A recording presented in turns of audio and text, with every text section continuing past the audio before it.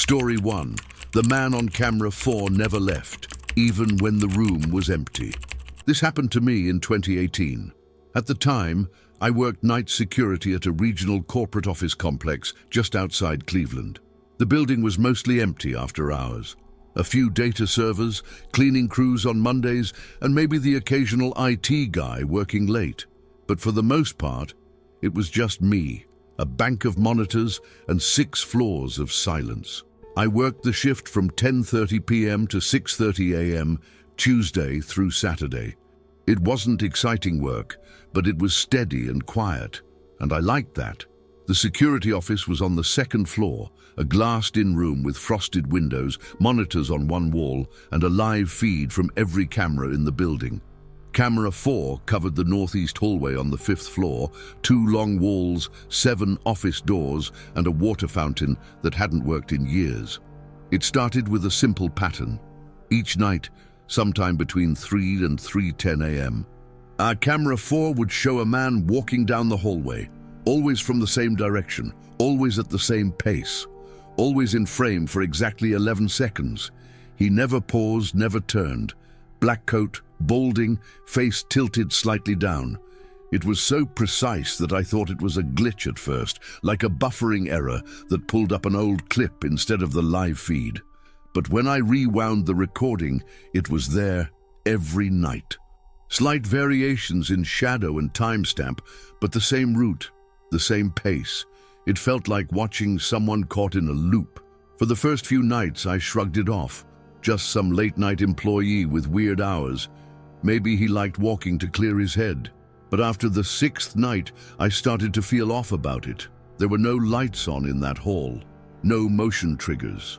I checked the access logs, no keycard swipes after midnight. And according to HR, that floor had been unused for the last 2 quarters. Still, I figured maybe it was someone from maintenance, or maybe one of the developers crashing in the old labs. I didn't say anything to my supervisor. I just started watching closer. On the 9th night, I noticed something I hadn't before. When I slowed down the footage, I saw his head was always angled exactly the same, down and to the left, not looking at the camera, almost like he was avoiding it, or like he didn't know it was there. But then on the 10th night, that changed. It was 3:07 a.m. when the feed glitched, just a tiny freeze-frame skip. When it resumed, the man was mid-step, same direction, same coat. But this time, he stopped. For the first time, he looked up. He looked straight into the lens. Not like he was noticing the camera for the first time, like he had always known it was there. Like he was waiting for me to notice. He didn't smile. He didn't move. He just looked. For 14 full seconds, then the feed cut to static. When it came back, the hallway was empty. I went upstairs to check. The hallway was dark, dead silent. Nothing. When I came back down and rewound the recording, the man wasn't there. The feed just showed an empty hallway the entire time. I didn't sleep the next day. I downloaded the backup recording to a thumb drive and took it home. When I played it on my laptop, it was the original version, the one with the man stopping and staring. But when I checked the central system the next night, that version was gone, replaced by the clean loop. No disturbance. I never showed it to anyone. I didn't know how to explain it. But the next night, he was back, walking, looping, same direction. Except now, halfway down the hall, he'd slow his pace, just slightly, as if listening, as if waiting for me to hit rewind. I started keeping the camera 4 feed up in a separate window, full screen. I muted the others. I wasn't watching the building anymore, I was watching him. 3 nights passed, without anything new, just the same 11 seconds, the same hallway, the same path. Then, one night, around 2:50 a.m., I noticed something. I leaned back in my chair to grab a coffee from the table behind me. The overhead lights in the office reflected faintly off the monitor screens. You could see silhouettes, mine mostly, or the shape of the desk behind me. But as I looked at the reflection of camera 4, something didn't match. On the screen, the hallway was empty, but in the reflection, there were 2 figures. One was mine, slouched, cup in hand. The other was upright, still, farther back. At first, I thought it was a trick of the light, a double image from one of the other feeds, but I checked. The angle didn't line up with any of the other cameras. I stood up and looked closer. The figure in the reflection wasn't facing the hallway. It was facing the monitor, facing me. I blinked. When I looked again, it was gone. I rewound the feed. No one had appeared, nothing had moved, just static. But when I walked around the room, checking all the glass surfaces, the windows, the other screens, none of them showed the same anomaly. Only camera 4's reflection on the glass. I started experimenting. I angled my phone camera toward the monitor just to see what would show. Nothing. But when I took a screenshot of the live feed while standing behind the monitor, the figure was faintly visible in the glass reflection of the screen. It didn't match the footage. That's when I realized something I hadn't before. Reflections don't lie. Screens do. Whatever was on that feed wasn't the full story.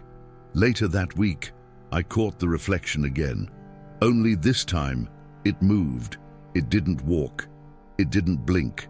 It leaned, as if pressing closer to the glass from inside the monitor. The real hallway remained empty, but in the screen's reflection it was never empty again. I started researching, not because I thought it was paranormal, but because I needed some kind of framework. I found a handful of obscure maintenance logs and private forum threads from other night guards, electricians, server room techs. Most of them described the same kinds of things, patterns in camera feeds that didn't match physical reality, what they called video haunts. According to the posts, these anomalies weren't supernatural, they were systemic, digital artifacts that occurred only under very specific conditions: degraded infrastructure, inconsistent voltage during off-peak hours, and thermal shifts between analog and digital equipment. Glitches, but persistent ones, glitches that followed behavior patterns. The theory went like this: if a camera catches enough movement in one area over a long period of time, especially late at night, especially during low power cycles, the system can generate recursive visual echoes. But sometimes those echoes begin to respond, not to movement, to observation. It's not about what the camera sees, it's about what sees the camera. I started noticing the distortion around 3 a.m. sharp, right when our building went into low power mode. The lights on floor 5 dimmed slightly. The signal on camera 4 would drop 2 frames, and then the screen would flicker. Not every night, just sometimes. On one of those nights, the feed cut to black for 3 full seconds. When it came back, the hallway was empty, but something was different. In the far corner past the camera's viewing range, there was a slight shimmer in the reflection on the water fountain, like heat distortion, like breath. Then I noticed something that didn't make sense.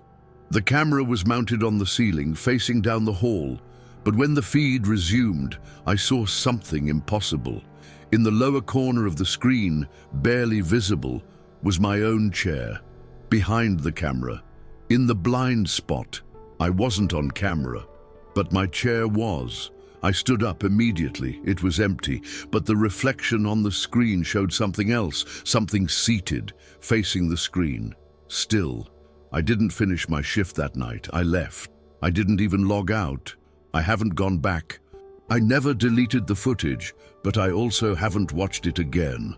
Whatever the camera 4 feed shows, it doesn't match the hallway. It matches the room I'm in. Story 2. Someone knocked every night, but the building was locked from the inside. This happened in 2019. I was working the night custodial shift for a non-profit medical office downtown. 6 floors, mostly admin departments, HR, records, IT support, and a call center on the 5th. They hired me through a contractor, so I didn't have a desk or a passkey. Just a temporary badge, a master ring of keys, and a checklist. Cleaners like me worked in rotation, usually paired, but during flu season that winter, our staffing got cut down hard. For almost 4 weeks, I worked completely alone.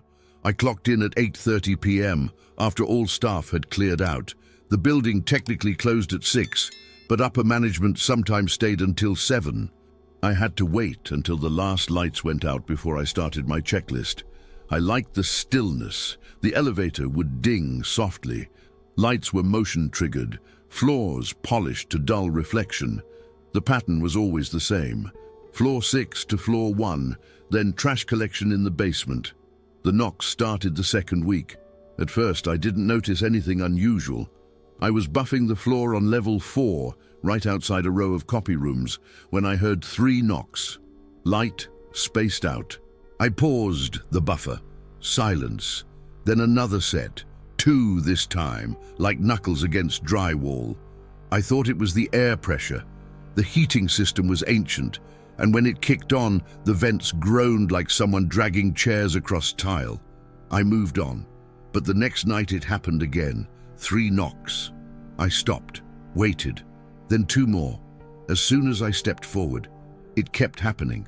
Sometimes it was doors, sometimes glass, always faint, always behind me. At first I wrote it off as pipes or pressure differentials, but the pattern started to feel personal. On the 4th night I decided to test it. I was mopping the corner by the HR office. I stopped abruptly, held my breath. Nothing. Then I started walking again, slow, heel-toe, 5 steps. Knock, knock, knock. I froze. The mop sloshed gently in the bucket. I tried again, pacing back and forth. Every time I moved, there was sound, a soft series of taps, matching my rhythm. Until one night, the pattern changed. It was a Thursday, quiet, cold enough that the windows had developed a fine frost. I was on the 3rd floor, disinfecting break room handles. That night, the knocks came first. No footsteps, no trigger, just 4 sharp raps from down the hallway. I hadn't moved, I stood still. 1 knock, then another, then a long pause. Then, the exact cadence I had used the night before. 3 steps, a stop, a turn. It repeated. I didn't finish the floor that night. I left early. The next morning I called the facilities manager. I told her someone might be accessing the building after hours. She checked the key logs. Every badge swipe was accounted for. No entries past 7:05 p.m. She said it was probably heating ducts again, or echoes from the street, but we were 10 stories above ground level. That weekend, I borrowed a friend's audio recorder and set it near the main elevator bay while I cleaned. I didn't hear anything in real time, but when I reviewed the audio later, there was something faint in the background. Not words, not footsteps, but a series of knocks, not just on doors, on metal, on glass. Each knock spaced perfectly, mimicking my movement. Something in the building was listening and learning. I started narrowing it down. Whatever it was, person, system or other, it wasn't random. The pattern repeated most clearly on floor 2. That floor was under renovation. Empty cubicles wrapped in plastic, low hum from dormant fluorescent bulbs. The whole level smelled like old printer toner and closed air. Every night I passed room 204. It used to be a small conference room, but had been locked since before I started. The door was glass-paned, frosted halfway up, and had an old keypad above the handle. Dead battery blinking red. Nobody used it. But one night, the glass was fogged. I noticed it mid-pass. Thought it was my breath at first, but the air was dry. And the fog was on the inside. I checked the thermostat by the elevator. It read 61 degrees. There was no heating system running, but the window was damp, coated in thin condensation from top to bottom. I wiped a small patch with my sleeve to peer through. It was dark inside, nothing visible except a faint shape, maybe a chair, and something faintly scrawled on the fogged section of the glass. A word. I leaned in, my breath caught.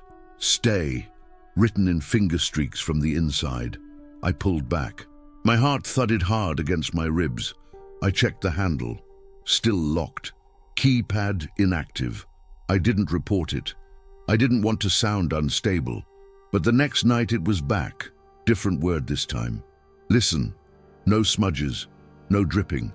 just faint condensation in those letters, tall, deliberate. I started documenting it, taking phone photos before and after my shift. Every night the condensation reappeared, and every night a new word. Wait, move, watch. Each word, 5 letters or fewer, always imperative. I stopped entering that wing entirely, but on the 12th night, the fog appeared before I got there. I checked the hallway camera afterward. It didn't show any changes, but the timestamp confirmed it. The word was already written when I arrived. Now, I reported the door to maintenance. They ran a check the next morning. Nothing abnormal. No moisture in the air, no record of electrical anomalies. They replaced the keypad battery. That night I waited. When I passed room 204, the light inside was on. No fog, no words, but the light was flickering. And in the far corner, just before the bulb blew, I swear I saw a shape. Not a person, just the outline of something standing completely still. I didn't go back, not to that floor, not alone. My last week there I noticed the sound. It wasn't a knock, not a voice. A low frequency, more felt than heard, like standing near a subwoofer. Your ears don't register it, but your spine does. It made me dizzy at first. I assumed it was the building's ancient HVAC system. Every time it powered up, there was a brief drop in ambient noise, like the entire structure inhaled. But the feeling didn't go away. Even in rooms without vents, I felt it, a humming beneath my feet, under the floor tiles, in the stairwells, by the elevators, like pressure. I looked into it. Infrasound. Sound below the range of human hearing. It can cause nausea, disorientation, even a sense of dread. Some research suggests it might be responsible for haunted sensations in old buildings. I mentioned it to the facilities manager. She said they'd log a request for inspection. 2 days later, a maintenance crew came in to run diagnostics on the ventilation system. I was on shift when they opened the duct access on floor 3. I watched from the hallway. The lead tech opened the grating and paused, then called someone over. They weren't whispering, but I couldn't hear what they were saying. I walked closer.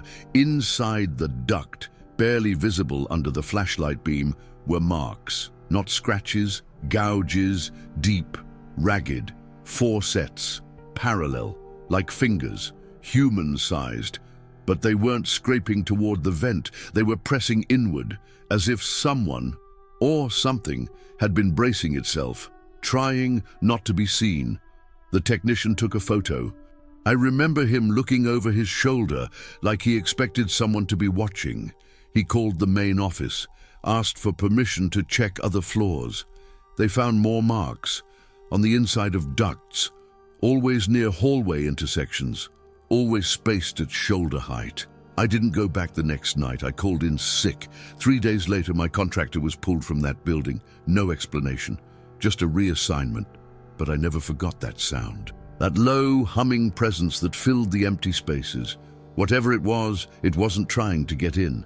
It had always been there, waiting, copying, learning how we moved before it stopped mimicking and started watching. Did you enjoy the content and it made a difference for you? Click on Super Thanks and support our work. Story 3. The clock didn't move for 2 hours, but I have no memory of it. This happened in 2022. I worked nights at a biochem diagnostics lab in the outskirts of Flagstaff, not a hospital, a third-party testing center. We processed blood panels, genetic swabs, fluid screenings.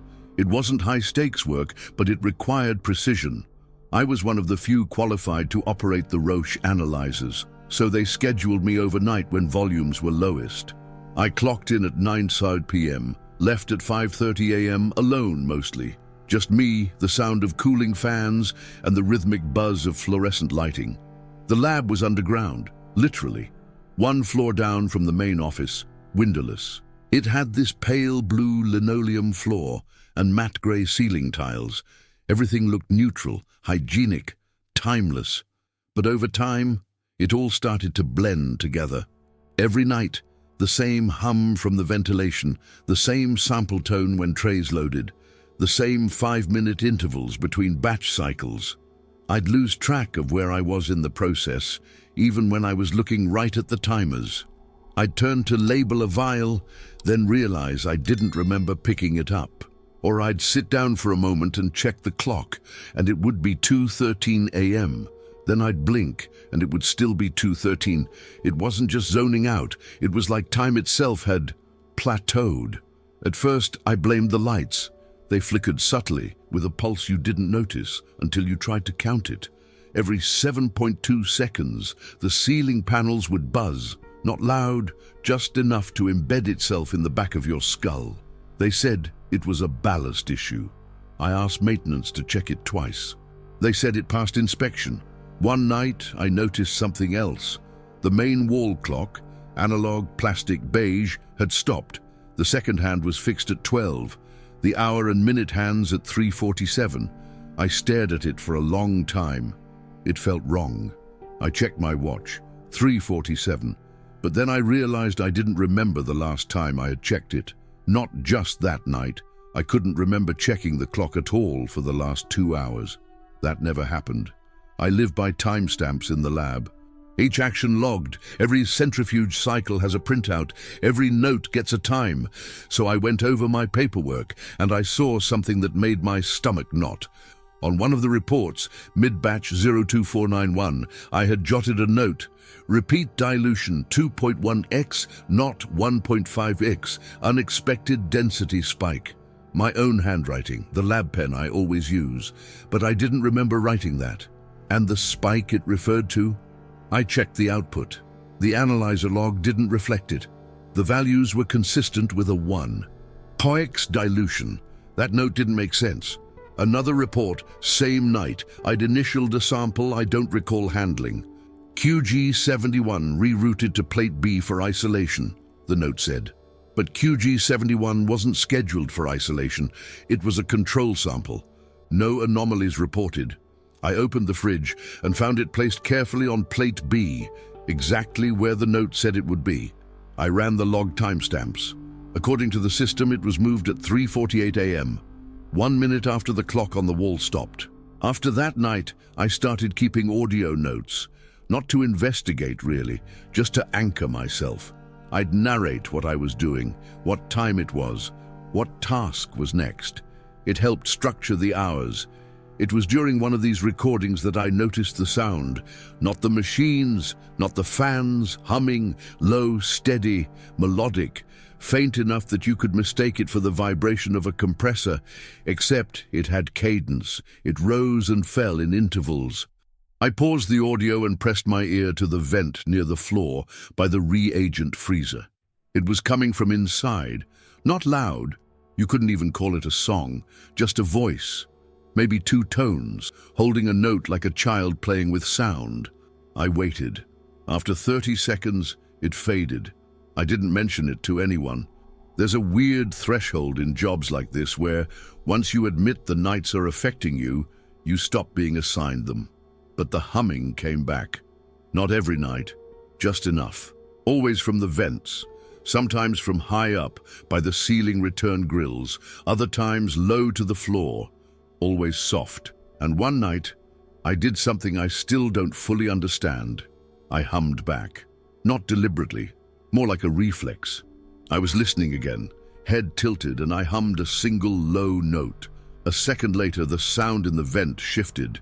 It responded. It changed pitch. Not perfectly, but enough to match me. I paused, waited, then hummed again, slightly higher. It followed. There was no pattern.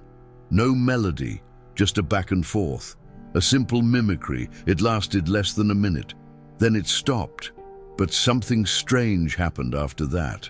The lights in the far end of the lab dimmed, briefly, then returned. When I looked down at my workstation, the centrifuge timer had reset itself. No one touched it. I checked the logs. It had recorded a complete spin cycle that I didn't remember starting. The printout was on the tray. Time-stamped. 3:47 a.m. again. The clock still hadn't moved.